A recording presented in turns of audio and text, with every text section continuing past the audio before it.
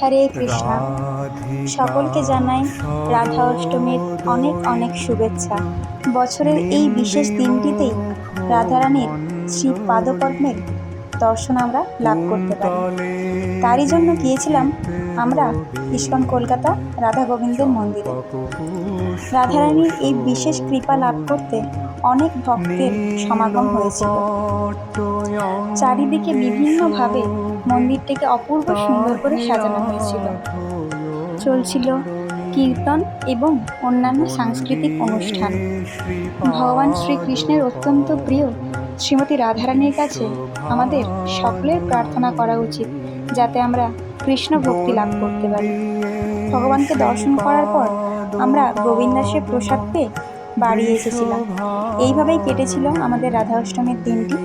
সকলকে জানাই আরও একবার শুভ রাধা অষ্টমী। হরে কৃষ্ণা।